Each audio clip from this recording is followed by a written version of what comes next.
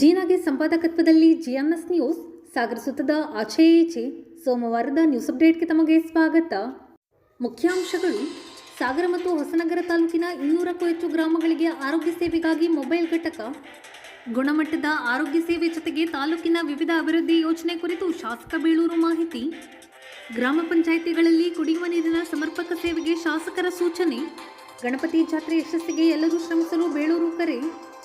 ಮಹಾಗಣಪತಿ ದೇವಸ್ಥಾನ ಪಕ್ಕ ಅನ್ಯಾಹಾರ ಸೇವನೆ, ಹಿಂದೂ ಜಾಗರಣ ವೇದಿಕೆಯಿಂದ ಮನವಿ. ಮುಗಿದ ಮಾರಿಕಾಂಬಾ ದೇವಿ ಚುನಾವಣೆ, ಗೆಲುವಿಗೆ ತಮ್ಮದೇ ಧ್ವನಿಯಲ್ಲಿ ಅರ್ಥ ನೀಡಿದ ಪ್ರಮುಖರು. ಮುಗಿದ ಮಾರಿಕಾಂಬಾ ಚುನಾವಣೆ, ಬಿಟ್ಟು ಹೋದ ಕಸದ ರಾಶಿ, ಎಚ್ಚರಿಕೆ ಕೊಡಲಿಲ್ಲವೇ ಚುನಾವಣೆ ಅಧಿಕಾರಿ? ಈಗ ಸುದ್ದಿಯ ವಿವರ. ಸಾಗರ ವಿಧಾನಸಭಾ ಕ್ಷೇತ್ರ ವ್ಯಾಪ್ತಿಯ 200 ಹಳ್ಳಿಗಳ ಜನರಿಗೆ ಉಪಯೋಗವಾಗಲಿ ಎಂದು ಸಂಚಾರಿ ಆರೋಗ್ಯ ಘಟಕವನ್ನು ಬಿಡಲಾಗಿದೆ.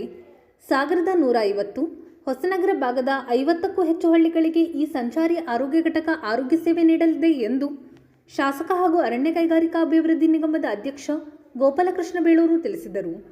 ಸಾಗರದ ಉಪವಿಭಾಗಾಧಿಕಾರಿಗಳ ಕಚೇರಿ ಎದುರು ಸೋಮವಾರ ಆರೋಗ್ಯ ಇಲಾಖೆಯಿಂದ ಬಿಡಲಾದ ಸಂಚಾರಿ ಆರೋಗ್ಯ ಘಟಕಕ್ಕೆ ಚಾಲನೆ ನೀಡಿ ಅವರು ಮಾತನಾಡುತ್ತಿದ್ದರು. ಈ ಸಂದರ್ಭದಲ್ಲಿ ಉಪವಿಭಾಗಾಧಿಕಾರಿ ವೀರೇಶ್ ಕುಮಾರ್, ತಹಶೀಲ್ದಾರ್ ರಶ್ಮಿ, ಕಾರ್ಯನಿರ್ವಹಣಾಧಿಕಾರಿ ಶಿವಪ್ರಕಾಶ್, ಟಿವಿ ಪಾಂಡುರಂಗ, ನಾಗೇಂದ್ರ ಕೆಎನ್ ಇನ್ನಿತರರು ಹಾಜರಿದ್ದರು. ನಡೆದಿದೆ. ಅದು ರಾಜ್ಯ ಸರ್ಕಾರದಲ್ಲಿ ಅವರ ಸಂಘ ಸಂಸ್ಥೆಗಳು, ಅವರ ಪದಾಧಿಕಾರಿಗಳು, ಮಾನ್ಯ ಮುಖ್ಯಮಂತ್ರಿಗಳು, ಉಪಮುಖ್ಯಮಂತ್ರಿಗಳು ಮತ್ತು ಆರೋಗ್ಯ ಸಚಿವರ ಹತ್ರ ಮಾತಾಡ್ತಾರೆ. ಅದನ್ನು ಅಸೆಂಬ್ಲಿ ಇರೋದ್ರಿಂದ ಅದು ಚರ್ಚೆ ನಡೀಬೋದು. ಅದನ್ನು ಏನೋ ಒಂದು ಮಾಡ್ತಾರೆ, ಅದು ಸರಿ ಮಾಡ್ತಾರೆ. ಅದರದ್ದು ಇನ್ನೂ ಸಮಯ ಇದೆ, ನೋಡೋಣ. ಅದ್ರ ಜೊತೆಗೆ ನಮ್ಮ ಇಂದಿರಾ ಗಾಂಧಿ ಕಾಲೇಜಿಗೆ ಮತ್ತೆ 1 ಕೋಟಿ ರೂಪಾಯಿ ಬಂದಿದೆ ಈಗಾಗಲೇ. ಮತ್ತು ನ್ಯಾಕ್ ಕಮಿಟಿ ಏನು ನಮ್ಮ ರಾಜ್ಯದಲ್ಲಿ ನಂಬರ್ 1 ಕಾಲೇಜ್ ಅಂತ ಏನು ಇವತ್ತು ಸುದ್ದಿಯಾಗಿದೆ, ಇವತ್ತು ಇಡೀ ರಾಜ್ಯದಲ್ಲಿ ಇಂದಿರಾ ಗಾಂಧಿ ಕಾಲೇಜ್ ಆಗಿದೆ. ನ್ಯಾಕ್ ಕಮಿಟಿಯವರು ಬಂದು ಇಡೀ ಖುಷಿಪಟ್ಟು ಹೋಗಿ ಸುಮಾರು ಹತ್ತತ್ರ 25ರಿಂದ 30 ಕೋಟಿ ರೂಪಾಯಿ ಬರುವ ನಿರೀಕ್ಷೆಯಲ್ಲಿದೆ. ಈಗ ನಮ್ಮ ಒಂದು ಮಹಿಳಾ ಕಾಲೇಜಿಗೆ 25ರಿಂದ 30 ಕೋಟಿ ರೂಪಾಯಿ ನಮ್ಮ ಇವತ್ತು ಕೊಡುವಂಥ ನಿರೀಕ್ಷೆಯಲ್ಲಿದ್ದಾರೆ. ಯಾಕಂದರೆ ಎಲ್ಲವೂ ಓಕೆ ಮಾಡಿ ಕಳಿಸಿದ್ದಾರೆ ಅವರು. ಹಾಗಾಗಿ ನಾವು ನಿರೀಕ್ಷೆಯಲ್ಲಿದ್ದೀವಿ, ಒಂದು 20 ಕೋಟಿ ಅಂತೂ ಬರುತ್ತೆ ಅನ್ನೋ ಒಂದು ನಿರೀಕ್ಷೆಯಲ್ಲಿದ್ದೀವಿ. ಈಗ 1 ಕೋಟಿ ರೂಪಾಯಿ ರಾಜ್ಯ ಸರ್ಕಾರ ಬಿಡುಗಡೆ ಮಾಡಿದೆ. ರಾಜ್ಯ 20 ಯೋಜನೆ ಅಂದರೆ ನಮ್ಮ ಈ ಫ್ಲಡ್ಡಲ್ಲಾಗಿರುವಂಥ ಇದರಲ್ಲಿ ಸುಮಾರು 20 ಕೋಟಿ ರೂಪಾಯಿ ಇವತ್ತು ಬಿಡುಗಡೆ ಆಗಿದೆ. ನಮಗೆ ಬಿಡುಗಡೆ ಆಗಿದೆ ಈ ಸರಿ 20 ಕೋಟಿ ರೂಪಾಯಿ ನಮಗೆ ಬಿಡುಗಡೆ ಆಗಿದೆ. ಅದನ್ನು ಸಹ ಈಗ ತಡೆಗೋಡೆಗಳು ಏನೇನಿದ್ದವು, ಎಲ್ಲೆಲ್ಲಿ ಕುಸ್ತು ಹೋಗಿತ್ತು, ಏನಾಗಿತ್ತು, ಅದಕ್ಕೆ 20 ಕೋಟಿ ರೂಪಾಯಿ ಬಿಡುಗಡೆ ಆಗಿದೆ. ಅದನ್ನು ಸಹ ಈಗ ಶುರು ಮಾಡ್ತೀವಿ, ನಾವು ಕೆಲಸ ಶುರು ಮಾಡ್ತೀವಿ. ಹಾಗಾಗಿ ನಿಮಗೆ ಗೊತ್ತು, ಮೊನ್ನೆ ತಡೆಗೋಡೆ ಅಂತೇಳಿ ಮೊನ್ನೆ 10 ಕೋಟಿ ರೂಪಾಯಿ ಕೊಟ್ಟಿದ್ದು ಆನಂಬಿ ಹೊಳೆ ಭಾಳ ವರ್ಷದಿಂದ ನೆನೆಗೋದು ಬಿದ್ದಿತ್ತು, ನಿಮ್ಗೆಲ್ರಿಗೂ ಗೊತ್ತಿದೆ. ಅದಕ್ಕೆ ಯಾರೂ ದುಡ್ಡು ಇಟ್ಟಿರಲಿಲ್ಲ. ಸರಿ ನಾನು ಬಂದಾಗ ಇದು ಭಾಳ ಜನ ಬೇಡಿಕೆ ಇಟ್ಟಿದ್ರು. ನಾನು MLA ಹಾಕಿದ್ದ ಬರೋಕ್ಕಿಂತ ಮುಂಚೆ, ಸರ್ ಇದೊಂದು ಮಾಡಿಕೊಡಿ ಸರ್, ನಮಗೆ ಭಾಳ ಕಷ್ಟ ಆಗಿದೆ ಅಂತ ಹೇಳಿದರು. ನಾನು ಅದಕ್ಕೋಸ್ಕರ ಒಂದು 10 ಕೋಟಿ ರೂಪಾಯಿ ಕೊಟ್ಟೆ. ಮೊನ್ನೆ ಮತ್ತೊಂದು ಕೋಟಿ ರೂಪಾಯಿ ನಾವು ಇದು MIಯಿಂದ ಕೊಟ್ಟಿದ್ದೀವಿ.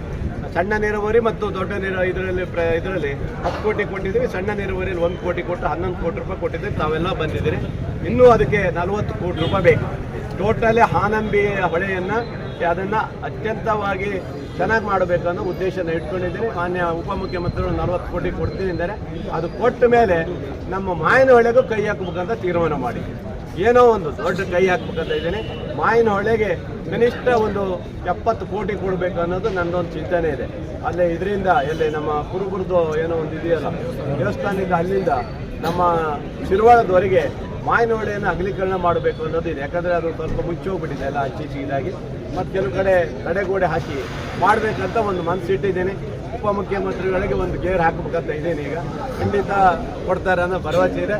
ಈ 40 ಕೋಟಿ ಯಾವವರೆಗೆ ಮಾಡಿ. Okay, thank you.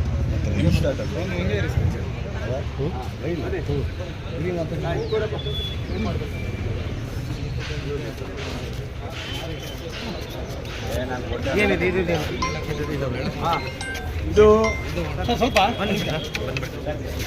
ಕರ್ನಾಟಕ ರಾಜ್ಯದ ನಮ್ಮ ಆರೋಗ್ಯ ಮತ್ತು ಕುಟುಂಬ ಕಲ್ಯಾಣ ಇಲಾಖೆಯಿಂದ ಆರೋಗ್ಯ ಸೇತು ಅಂತೇಳಿ ಹೊಸ ಒಂದು ಈ ಗಾಡಿಯನ್ನು ಬಿಟ್ಟಿದ್ದಾರೆ, ಆಂಬುಲೆನ್ಸ್ ಥರ.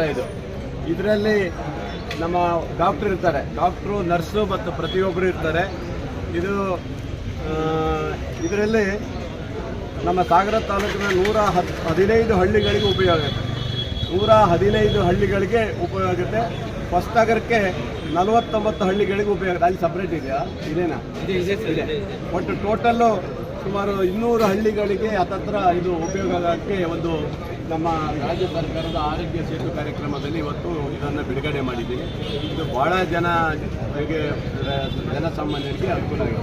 ಒಬ್ಬರು ಡಾಕ್ಟರ್ ಇರ್ತೀರಿ, ಮತ್ತೆ ಯಾರು ಇರ್ತೀರಿ? ಲ್ಯಾಬ್ ಟೆಕ್ನಿಷಿಯನ್, ಆಮೇಲೆ ಡ್ರೈವರು, ನರ್ಸು ಎಲ್ಲರೂ ಇರ್ತಾರೆ. ಪ್ರತಿಯೊಂದು ಇದೆ, ಇದರೆಲ್ಲದೂ ರೆಡಿ ಇರ್ತದೆ. ಹಾಗಾಗಿ ಸ್ಥಳೀಯವಾಗಿ ಅಲ್ಲಿಗೆ ಹಳ್ಳಿಗೆಲ್ಲ ಓಡಾಡಲಿಕ್ಕೆ ಒಂದು ಅವಕಾಶ ಮಾಡಿಕೊಟ್ಟಿದ್ದಾರೆ ರಾಜ್ಯ ಸರ್ಕಾರ.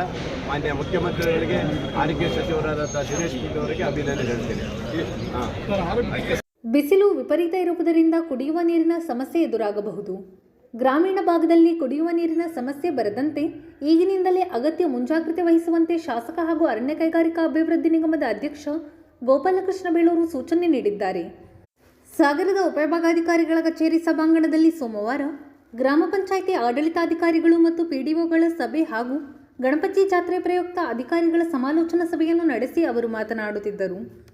ಉಪವಿಭಾಗಾಧಿಕಾರಿ ವೀರೇಶ್ ಕುಮಾರ್, ತಹಶೀಲ್ದಾರ್ ರಶ್ಮಿ, ಕಾರ್ಯನಿರ್ವಹಣಾಧಿಕಾರಿ ಶಿವಪ್ರಕಾಶ್, ಸದಾನಂದ ಸ್ವಾಮಿ, ಭೂಮೇಶ್, ಪ್ರೇಮಕುಮಾರಿ, ಟಿವಿ ಪಾಂಡುರಂಗ, ಟಿಪಿ ರಮೇಶ್, ಶ್ರೀನಿವಾಸ್ ಮೂರ್ತಿ ಇನ್ನಿತರರು ಹಾಜರಿದ್ದರು.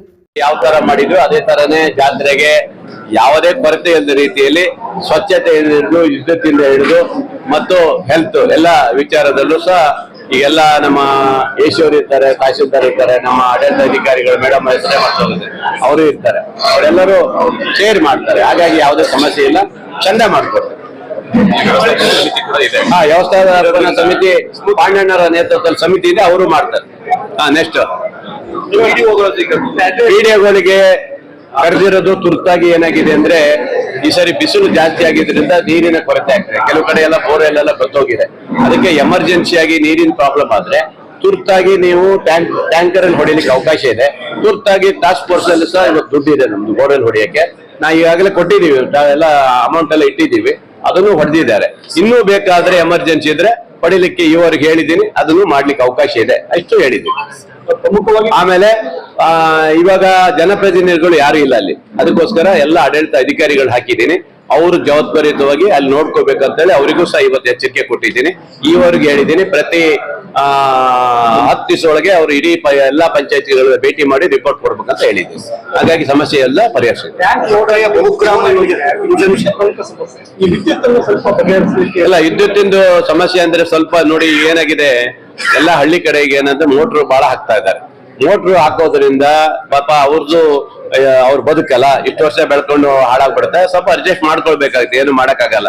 ನಾವು ಅದನ್ನ ಏನು ಮಾಡಕ್ಕಾಗಲ್ಲ, ಅದು ಸ್ವಲ್ಪ ಪ್ರಾಬ್ಲಮ್ ಆಗತ್ ಬಿಟ್ರೆ ನಾವು ಮಕ್ಕಳಿಗೂ ಸಹ ಎಕ್ಸಾಮು ಯಾವುದೇ ತೊಂದರೆ ಆಗಬಾರ್ದು, ವಿದ್ಯುತ್ ಕೊಡ್ಲಿಕ್ಕೆ ತಯಾರು ಮಾಡಿದ್ವಿ, ಆ ತರ ಮಾಡಿದ್ವಿ. ಸರ್, ಬಹುಗ್ರಾಮ ಯೋಜನೆ ಕುಡಿಯುವ ನೀರಿನ ಅಗ್ರೇದು ಬಹಳ ಡಿಲೇ ಆಗ್ತಾ ಇದೆ ಸರ್. ನೀವು ಈಗ 2 ತಿಂಗಳಾಗ್ಲೇ ಡಿಲೇ ಆಯ್ತು, ನೀವು ನಿಗದಿತ ಅವಧಿಗೆ ಮಾಡಿಲ್ಲ. ಅವ್ರು ಏಪ್ರಿಲ್ ಬಿಟ್ಕೊಡ್ತೀನಿ ಅಂತ ಹೇಳಿದ್ರು, ಈ ಮಂತ್ ಎಂಡ್ ಒಳಗೆ ಬಿಟ್ಕೊಡ್ತೀನಿ ಅಂತ ಈಗ ಗುತ್ತಿಗೆದಾರರು ಫೋನ್ ಮಾಡಿದ್ರು. ಸರ್ ನೀವು ಯಾವಾಗ ರೆಡಿ ಮಾಡ್ತೀವಿ, ನಾನು ಒಂದ್ಸರಿ ಚಾಲನೆ ಮಾಡೋಣ ಅಂತ ಹೇಳಿದ್ದಾರೆ. ಒಂದು ವಾರದಲ್ಲಿ ಬರ್ತೀನಿ ನಾನು, ಅಲ್ಲೊಂದ್ಸರಿ ನೋಡ್ಬಿಟ್ಟು ಪರಿಶೀಲನೆ ಮಾಡ್ಬಿಟ್ಟು ಈ ತಿಂಗಳು ಎಂಡ್ ಒಳಗೆ ಅದನ್ನ ಚಾಲನೆ ಮಾಡ್ತೀವಿ. ಈ 110 kV ಸ್ಟೇಷನ್ ಮಾಡ್ಲಿಕ್ಕೆ ಬಂದಿದೆಯಾ? ಈಗಾಗಲೇ ಒಂದು ಆಗ್ತಾ ಇದೆ, ಅದು ಯಾವಾಗ ಉದ್ಘಾಟನೆ ಆಗ್ಬೋದು? ಯಾವುದೊಂದು ನೀವು ಸಾಗರ ಒಂದು ಬಳಸ್ಕೋಡಲ್ಲಿ ಒಂದಿದೆ, ತ್ಯಾಗರ್ತಿಯಲ್ಲಿ ಒಂದಿದೆ, ಕಾಗೋಡಲ್ಲಿ ಒಂದಿದೆ. ಇದು ಏನಾಗಿದೆ, ಗ್ರಿಡ್ ಅನ್ನ ಮಾಡಕ್ಕೆ ಬಹಳ ಸುಲಭ, ಆದ್ರೆ ಅದನ್ನು ಮುಂದುವರ್ಸಿ ಹೋಗೋದಿದೆಯಲ್ಲ ಬಹಳ ಕಷ್ಟ ಇದೆ. ಯಾಕಂದ್ರೆ ರೈತರು ಜಾಗ ಬಿಡಲ್ಲ, ಅದರಿಂದ ಲೈನ್ ಹೋಗ್ಬೇಕಲ್ಲ. ಈಗ ಬಳಸ್ಕೋಡ್ ಇದು ತ್ಯಾಗರ್ತಿಯಿಂದ ನಮಗೆ ಗಿಳಲ್ಗುಂಡಿವರೆಗೆ ಬರ್ಬೇಕದು ಲೈನ್. ಬರ್ಬೇಕಾದ್ರೆ ರಸ್ತೆಲೆ ಇದ್ರಲ್ಲಿ ಬರಲ್ಲ, ಅದೇನಿದ್ರು ಗದ್ದೆ ಮೇಲೆ ಅಥವಾ ಇದ್ರಲ್ಲಿ ಬರ್ಬೇಕು. ಫಾರೆಸ್ಟ್ ತಕರಲ್ಲಿರುತ್ತೆ, ರೈತರ ತಕರಲ್ಲಿರುತ್ತೆ. ಇವೆಲ್ಲವನ್ನ ಗಮನ ಇಟ್ಕೊಂಡು ಕೋರ್ಟಿಗೆಲ್ಲ ಹೋಗಿದ್ರು, ಅದೆಲ್ಲವನ್ನ ಬಗೆಹರಿಸಿದ್ರು. DC ಅವ್ರ ಮೂಲಕ ಬಗೆಹರಿಸಿ ಈಗ ಶುರು ಮಾಡಿದ್ದಾರೆ. ಕಾಗೋಡಿಂದ ಅದೇ ಪ್ರಾಬ್ಲಮ್ ಆಗಿದೆ, ಹಂಗಾಗಿ ಸಮಸ್ಯೆ ಆಗಿದ್ಬಿಟ್ರೆ ನಮ್ಮ ಬಳಸ್ಕೋಡಿದ್ ಪ್ರಾಬ್ಲಮ್ ಇಲ್ಲ. ಬಳಸ್ಕೋಡಿದ್ದು ದೊಡ್ಡ ಮಟ್ಟದ ಸುಮಾರು 70 ಕೋಟಿ ರೂಪಾಯಿದು ಅದು ಅವೆಲ್ಲ 14-13 ಕೋಟಿ ರೂಪಾಯಿದು ಗ್ರಿಡ್. ಇದು ಕೆಲಸ ಭಾರಿ ಫಾಸ್ಟ್ ಮಾಡ್ತಾ ಇದ್ದಾರೆ ಅವರು. ನಮ್ಮ ಸಾಗರದಾರೆ ಒಬ್ರು ಹೇಳ್ತಿದ್ದಾರೆ, ತುಂಬಾ ಫಾಸ್ಟ್ ಮಾಡ್ತಾ ಇದ್ದಾರೆ. ಬಹುಶಃ ಇನ್ನೊಂದು 2 months ಅಲ್ಲಿ ಬಿಟ್ಕೊಡ್ತೀನಿ ಅಂತ ಅವ್ರು ಹೇಳ್ತಾ ಇದಾರೆ. ಅದು ಬಿಟ್ಕೊಟ್ಬಿಟ್ರೆ ನಮ್ಮ ಇಡೀ ಸಾಗರದಲ್ಲಿ ವಿದ್ಯುತ್ ಪವರ್ ಕಮ್ಮಿ ಆಗುತ್ತೆ, ಯಾವುದೇ ಪ್ರಾಬ್ಲಮ್ ಇರಲ್ಲ. ಸಾಗರ ಇತಿಹಾಸ ಪ್ರಸಿದ್ಧವಾದ ಶ್ರೀ ಮಹಾಗಣಪತಿ ದೇವಸ್ಥಾನದ ಸರಹದ್ದಿನಲ್ಲಿ ಮಾರ್ಚ್ 7 ಶನಿವಾರ ಸಂಜೆ 6:30ಕ್ಕೆ ಅನ್ಯಾಹಾರ ಸೇವಿಸಿರುವವರ ವಿರುದ್ಧ ಕ್ರಮ ಜರುಗಿಸುವಂತೆ ಒತ್ತಾಯಿಸಿ ಸೋಮವಾರ ಹಿಂದೂ ಜಾಗರಣ ವೇದಿಕೆ ವತಿಯಿಂದ ಉಪವಿಭಾಗಾಧಿಕಾರಿಗಳ ಕಚೇರಿಗೆ ಮನವಿ ಸಲ್ಲಿಸಲಾಯಿತು. ವೇದಿಕೆಯ ಜಿಲ್ಲಾ ಸಹ ಸಂಚಾಲಕ ಡಿಎಸ್ ಸುಧೀಂದ್ರ ಈ ಸಂದರ್ಭದಲ್ಲಿ ಮಾತನಾಡಿದರು. ಕೋಮಲ್ ರಾಘವೇಂದ್ರ ಕಾಮತ್ ಇನ್ನಿತರರು ಹಾಜರಿದ್ದರು. ವೇದಿಕೆಯಿಂದ ಆಗ್ರಹ ಮಾಡ್ತಾ ಇದ್ದೀವಿ. ನಿರಂತರವಾಗಿ ಗಣಪತಿ ದೇವಸ್ಥಾನದ ವ್ಯಾಪ್ತಿಯಲ್ಲಿ ರಂಜಾನ್ ಸಂದರ್ಭದಲ್ಲಿ ಇಫ್ತಿಯಾರ್ ಕೂಟಗಳನ್ನು ಮಾಡ್ತಾರೆ. ಅದು ಹಿಂದೂಗಳ ಭಾವನೆಗೆ ಧಕ್ಕೆ ಬರ್ತಾ ಇದೆ.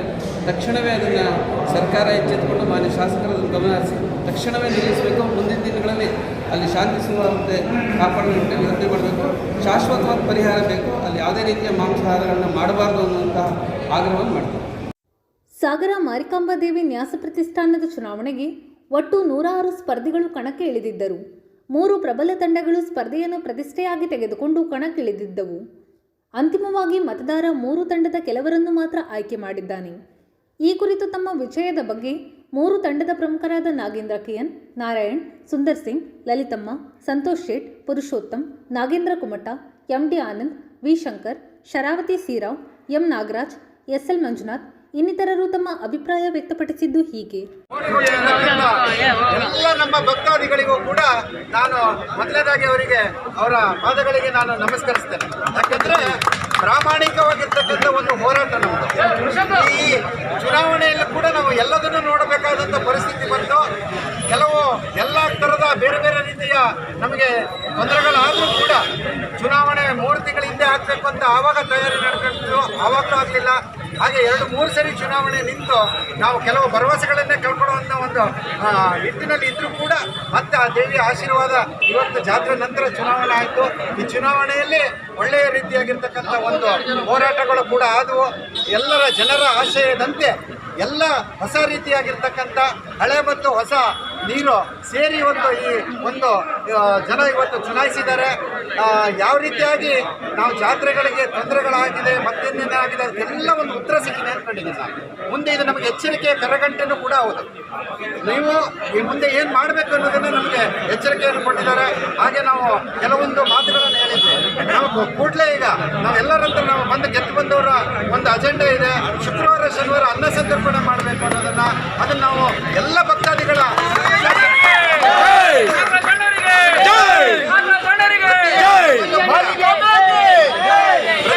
ಒಂದು ನಿಮಿಷ ಪ್ರತಿ ಹಂತದಲ್ಲೂ ಕೂಡ ಏನಾಗಬೇಕು, ದೇವಿಯ ಒಂದು ಕೆಲಸಗಳಿಗೆ ಏನಾಗಬೇಕು, ವಿಧಿವಿಧಾನಗಳು ಎಲ್ಲದೂ ಕೂಡ ಹಳೆಯ ರೀತಿಯಲ್ಲಿ ಯಾವುದೇ ತೊಂದರೆಗಳಾಗಬಾರ್ದು, ಎಲ್ಲ ವ್ಯವಸ್ಥಿತವಾಗಿ ಆಗಬೇಕು ಅನ್ನೋ ಒಂದು ಆಶಯ ಇದೆ. ನಮಗೆ ಎಲ್ಲದೂ ಕೂಡ ಆಶಯ ಇದೆ. ಹಾಗೆ ಮುಂದಿನ ದಿನಗಳಲ್ಲಿ ನಾವು ಕೆಲವು ಹೇಳಿದ ಹಂತವಾಗಿ ಇಲ್ಲಿ ಕೆಲವು ಕೆಲಸಗಳಾಗಬೇಕಾಗಿದೆ. ಎಲ್ಲರ ವಿಶ್ವಾಸದಲ್ಲಿ ಇವತ್ತು ಗೆದ್ದು ಬಂದಿರತಕ್ಕಂಥ ನಾವು 36 ಜನನಿದ್ದಾರೆ ಅವಿರೋಧವಾಗಿ ಆಯ್ಕೆ ಎಲ್ಲರೂ. ಈಗ ನಮ್ಮ ಹೋರಾಟ ಏನಿತ್ತು ಅಂದರೆ ಒಂದು ಹಂತದಲ್ಲಿ ಈ ವ್ಯವಸ್ಥೆಗಳೆಲ್ಲ ಸರಿ ಆಗಬೇಕು ಅನ್ನೋದು. ಈಗ ಬಂದಿರತಕ್ಕಂಥವ್ರು ಎಲ್ಲರೂ ಸೇರಿ ಕೆಲಸವನ್ನು ಮಾಡುವಂಥ ಪ್ರಾಮಾಣಿಕ ಪ್ರಯತ್ನ ಮಾಡಿ. ರುದ್ರಭೂಮಿ ಇದು ಸ್ವಲ್ಪ ವ್ಯವಸ್ಥೆ ಅವ್ಯವಸ್ಥೆಗಳಿದೆ. ಆ ಹಿಂದೂ ರುದ್ರಭೂಮಿಯನ್ನು ನಾವು ಸರಿ ಮಾಡುವಂಥ ಕೆಲಸ ನಮ್ಮಿಂದ ಆಗಬೇಕಾಗಿದೆ. ರಾಮನಗರದಲ್ಲಿರ್ಬೋದು, ಚಂದ್ರಮಾವಿನ ಕೊಪ್ಪದಲ್ಲಿರ್ಬೋದು, ಹಾಗೆ ನಮ್ಮ ಶಿವಪ್ಪನಕ SN ನಗರದಲ್ಲಿರ್ತಕ್ಕಂಥ ನಮ್ಮ ರುದ್ರಭೂಮಿಗಳನ್ನು ಮಾರಿಕಾಂಬಾ ಸಮಿತಿಯಿಂದ ಅದಕ್ಕೆ ಸರ್ವೆ ಆಗಿ ಅದನ್ನು ಸರಿ ಮಾಡುವಂಥ ಒಂದು ಪ್ರಯತ್ನವನ್ನು ಎಲ್ಲ ನಾಗರಿಕರ ಹಿಂದೂಗಳ ಒಂದು ಆಶಯ ಇದೆ. ಆ ಆಶಯವನ್ನು ಈಡೇರಿಸುವಂಥ ಕೆಲಸವನ್ನು ನಾವು ಮಾಡಬೇಕಾಗಿದೆ. ಅದನ್ನು ಕೂಡ ನಾವು ಆ ಪ್ರಯತ್ನ ಪ್ರಾಮಾಣಿಕವಾಗಿ ಮಾಡ್ತಾ ಇದ್ದೀವಿ. ನಾವು ನಮ್ಮ ಕಮಿಟಿಯವರೆಲ್ಲ ಸೇರಿಕೊಂಡು ಹೋರಾಟದಿಂದ ಮಾಡಿಕೊಂಡಿರ್ತಕ್ಕಂಥ ಒಂದು ಫಲಕ್ಕೆ ಇವತ್ತು 5 ಸ್ಥಾನ ಕೊಟ್ಟಿದ್ದಾರೆ. ಇನ್ನು ನಮ್ಮ ಜೊತೆಗೆ ಸೇರಿರ್ತಕ್ಕಂಥವ್ರು ಸ್ವಲ್ಪ ಹಿನ್ನಡೆ ಆಗಿರ್ಬೋದು. ಅವ್ರನ್ನೆಲ್ಲರೂ ಒಟ್ಟುಗೂಡಿಸ್ಕೊಂಡು ನಾವು ಇನ್ನು ಮುಂದೆ ಮಾರಿಕಾಂಬಾ ದೇವಸ್ಥಾನ ಹೇಗೆ ಯಾವ ನಿಟ್ಟಿನಲ್ಲಿ ನಾವು ತಗೊಂಡೋಗ್ಬೇಕು ಅಂತಕ್ಕಂಥದ್ದು ನಾವು ವಿಶ್ವಾಸ ಇಟ್ಕೊಂಡಿದ್ವಿ. ಈಗಾಗಲೇ ನಮ್ಮ ನಾಗರಾಜಣ್ಣ ಹೇಳ್ದಂಗೆ ಸಾಗರ ಪಟ್ಟಣದಲ್ಲಿ 4 ಭಾಗದಲ್ಲೂ ರುದ್ರಭೂಮಿಯನ್ನು ಸರಿಪಡಿಸೋದಕ್ಕೆ ಫಸ್ಟ್ ನಾವು ಒಂದು ಹೆಜ್ಜೆ ಹಾಕಿದ್ವಿ. ಅದೇ ರೀತಿ ವಾರಕ್ಕೆ 2 ಟೈಮು ನಾವು ಅನ್ನ ಸಂತರ್ಪಣೆ ಮಾಡಬೇಕು ಅಂತಕ್ಕಂಥ ಒಂದು ಮಾತನ್ನು ನಾವು ಇಟ್ಟಿದ್ವಿ. 100% ಅದ್ರ ಬಗ್ಗೆ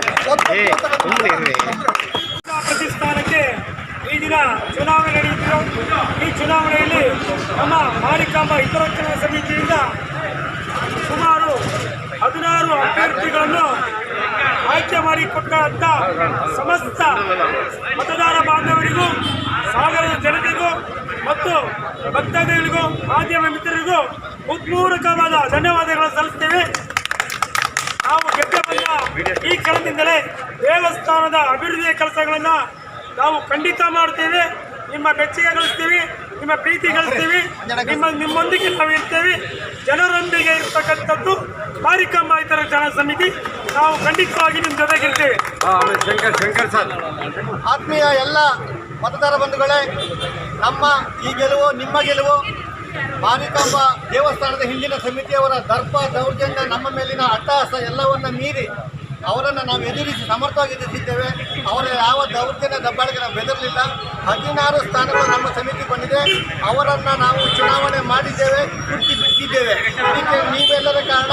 ನಾವು ಮುಂದಿನ ದಿನಗಳಲ್ಲಿ ಒಳ್ಳೆಯ ಅಭಿವೃದ್ಧಿಯನ್ನು ಮಾಡ್ತೇವೆ, ಸದಸ್ಯರ ಅಭಿಪ್ರಾಯ ಪಡ್ಕೊಂಡು ಮಾಡ್ತೇವೆ. ನಿಮ್ಮೆಲ್ಲರಿಗೂ ನಮ್ಮ ಧನ್ಯವಾದಗಳು. ನಮ್ಮ ಗೆಲುವಿಗೆ ಸಹಕಾರ ಮಾಡಿರುವಂಥ ನಿಮ್ಮೆಲ್ಲರಿಗೂ ನಾವು ಧನ್ಯವಾದ.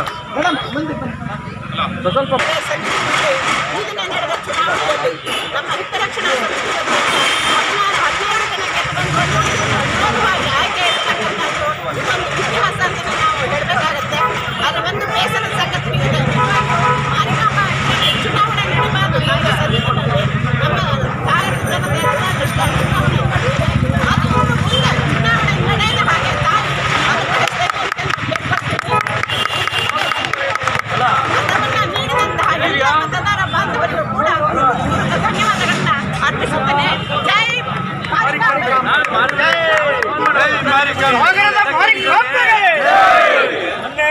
ಮಾಧ್ಯಮದ ಮಿತ್ರರಲ್ಲಿ ಹೇಳ್ಕೊಂಡಿದ್ವಿ. ನಮ್ಮ ಮೊದಲ ಆದ್ಯತೆ ಸಾಗರ ನಗರ ಭಾಗದಲ್ಲಿ ಕುಡಿಯುವ ನೀರಿನ ವ್ಯವಸ್ಥೆಯನ್ನು ಮಾಡೇ ಮಾಡ್ತೀವಿ. ಮತ್ತು ದಾಸೋಹ ಸಮಿತಿಯನ್ನು ನಾವು ನಮ್ಮ ಸಮಿತಿ ಅಧಿಕಾರಕ್ಕೆ ಬಂದಲ್ಲಿ, ಸಂಪೂರ್ಣ ಅಧಿಕಾರ ಬಂದಲ್ಲಿ ಅದು ನೆರವೇರಿಸ್ಕೊಡ್ತೀವಿ, ಮಾಡೇ ಮಾಡ್ತೀವಿ. ಇದು ಮಾರಿಕಾಂಬೆ ದೇವಿಯ ಕೃಪೆ ಅಂತ ನಿಮ್ಮ ಮುಂದೆ ಹೇಳಕ್ಕೆ. ಈ ಸಲ ಭ್ರಷ್ಟ ಆದಮೇಲೆ ಮೊಟ್ಟ ಮೊದಲನೇ ಬಾರಿಗೆ ಚುನಾವಣೆ ನಡೆದಿದೆ. ಈ ಚುನಾವಣೆಯಲ್ಲಿ ನಮ್ಮ ಏನು ನಾವು KM ನಾಗೇಂದ್ರ ಅಂತೇಳಿ ಬೂತ್ ಮಾಡ್ಕೊಂಡು ಹೋಗಿದ್ವು, ಅವರಿಗೆ 15ಕ್ಕಿಂತ ಹೆಚ್ಚಿಗೆ ಸೀಟ್ಗಳು ಸಿಕ್ಕಿದೆ. ಇನ್ನು ಉಳಿದವರು ನಮ್ಮ ಸ್ನೇಹಿತರ ತಂಡಗಳಿಗೂ ಕೂಡ ಸೀಟ್ಗಳು ಸಿಕ್ಕಿದೆ. ಆದರೆ ಎಲ್ಲರನ್ನೂ ಒಟ್ಟುಗೂಡಿದ್ರೆ ಮಾತ್ರ ಇದು ಮಾರಿಕಾಂಬ ನ್ಯಾಸ ಆಗುತ್ತೆ. ಅವರೆಲ್ಲರನ್ನೂ ಒಟ್ಟಿಗೆ ಇಟ್ಕೊಂಡು ವಿಶ್ವಾಸಕ್ಕೆ ತೆಗೆದುಕೊಂಡು ಮುಂದಿನ ದಿನಗಳಲ್ಲಿ ದೇವಸ್ಥಾನದ ಪ್ರಗತಿಗಾಗಿ, ಅಭಿವೃದ್ಧಿಗಾಗಿ ಜೊತೆಯಲ್ಲಿ ನಾವೇನು ವಾಗ್ದಾನ ಮಾಡಿದ್ವಲ್ಲ 3 ವರ್ಷಗಳಲ್ಲಿ ಒಂದು ಶಿಕ್ಷಣ ಸಂಸ್ಥೆ ಮತ್ತು ಇನ್ನೊಂದು ಕಲ್ಯಾಣ ಮಂದಿರ, ಇದನ್ನು ಖಂಡಿತವಾಗ್ಲೂ ಮಾಡಿ ಅದನ್ನು ಲೋಕಾರ್ಪಣೆ ಮಾಡ್ತೀವಿ ಅಂತೇಳಿ ಶ್ರೀ ದೇವಿಯ ಇದರಲ್ಲಿ ನಾನು ವಾಗ್ದಾನ. ಶ್ರೀ ಮಾರಿಕಾಂಬ ನ್ಯಾಸ ಪ್ರತಿಷ್ಠಾನಕ್ಕೆ, ಮಾರಿಕಾಂಬ ದೇವಿ ನ್ಯಾಸ ಪ್ರತಿಷ್ಠಾನಕ್ಕೆ, ಶ್ರೀ ಜಗನ್ಮಾತೆ ಮಾರಿಕಾಂಬ ಮಾತಾಡ್ತಿ. ಶ್ರೀ ಮಾರಿಕಾಂಬ ನ್ಯಾಸ ಪ್ರತಿಷ್ಠಾನದ ಎಲೆಕ್ಷನ್ ನಡೆಯಿತು. 2026ರ ಚುನಾವಣೆ ಇತಿಹಾಸ ಪ್ರಸಿದ್ಧ ಮಾರಿಕಾಂಬ ದೇವಿಯ ಮೊದಲನೇ ಬಾರಿಗೆ ಸಾಗರದಲ್ಲಿ ಎಲೆಕ್ಷನ್ ಆಗಿದೆ. ಇದರಲ್ಲಿ ನಾಗೇಂದ್ರ ಟೀಮಿನಲ್ಲಿ 15ಕ್ಕಿಂತ ಹೆಚ್ಚಿನ ಸಂಖ್ಯೆ ಬಹುಮತದಿಂದ ಗೆದ್ದಿದ್ದೀವಿ. ತಾಯಿ ಸೇವೆ ಮಾಡೋಣ, ತಾಯಿ ಅವಕಾಶ ಮಾಡಿಕೊಟ್ಟಿದ್ದಾಳೆ. ನಾವೆಲ್ಲರೂ ತಾಯಿಯ ಇದ್ದೇವೆ. ಶ್ರೀ ಮಾರಿಕಾಂಬ ನಾವಿನ್ನು ಮುಂದಿನ ದಿನಗಳಲ್ಲಿ ಭಾರಿ ಹೆಚ್ಚಿನ ಸೇವೆ ಸಲ್ಲಿಸ್ತಾ ಇದ್ದೀವಿ. ಕಲ್ಯಾಣ ಶಾಲೆ ಮಾಡಬೇಕಂತ ತೀರ್ಮಾನ ಮಾಡಿ ಮುಂದೆ ಬಂದಿದ್ವಿ. ಅದೆಲ್ಲ ಕೆಲಸಗಳಿಗೂ ಆ ತಾಯಿ ಆಶೀರ್ವಾದದಿಂದ ಎಲ್ಲ ನಮ್ಮ ಟೀಮಿನ ಜನಗಳು ಸೇರಿ ಒಳ್ಳೆ ಕೆಲಸ ಮಾಡ್ಬೇಕಂತ ಎಲ್ಲರಿಗೂ ಹೇಳ್ತಾ ಇದ್ವಿ. ಶ್ರೀ ತಾಯಿ ಆಶೀರ್ವಾದ ಸದಾ ಎಲ್ಲರಿಗೂ ಇದೆ.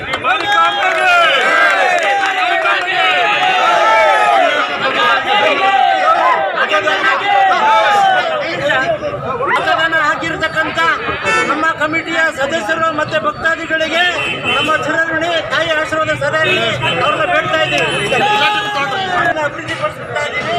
ಅವರೆಲ್ಲರೂ ಸೇರಿ ಒಳ್ಳೆ ಕೆಲಸ ಮಾಡಬೇಕಂತ ತೀರ್ಮಾನ ಮಾಡಿದ್ದೀವಿ. ತಾಯಿ ಸದಾ ನಮ್ಮೆಲ್ಲರಿಗೂ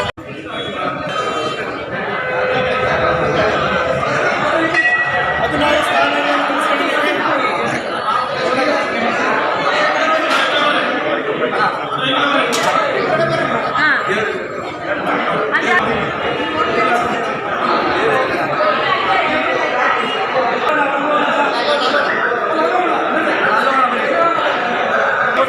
ಸಾಗರದ ಪ್ರತಿಷ್ಠಿತ ಶ್ರೀ ಮಾರಿಕಾಂಬಾದೇವಿ ನ್ಯಾಸ ಪ್ರತಿಷ್ಠಾನದ ಚುನಾವಣೆ ನಡೆದಿತ್ತು. ಆದರೆ ಚುನಾವಣೆ ಪ್ರಚಾರಕ್ಕಾಗಿ ಶಾಮಿಯಾನ ಹಾಕಿಕೊಂಡು ಮತಯಾಚನೆ ಮಾಡಿದವರು ಮಾಡಿದ ಅವಾಂತರ ಸಾರ್ವಜನಿಕ ಟೀಕೆಗೆ ಗುರಿಯಾಗಿದೆ.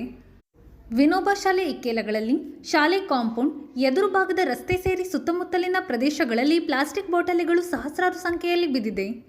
ಚುನಾವಣೆ ನಡೆಸಿದ ಅಧಿಕಾರಿಯಾಗಲಿ ದೇವಸ್ಥಾನ ಸಮಿತಿಯಾಗಲಿ ಸ್ಪರ್ಧೆ ಮಾಡಿದ ಅಭ್ಯರ್ಥಿಗಳು ಇದರ ಬಗ್ಗೆ ಗಮನ ಹರಿಸದೇ ಇರುವುದು ದುರಾದೃಷ್ಟಕರ ಸಂಗತಿ ಎಂದು ಸಾರ್ವಜನಿಕರು ದೂರಿದ್ದಾರೆ.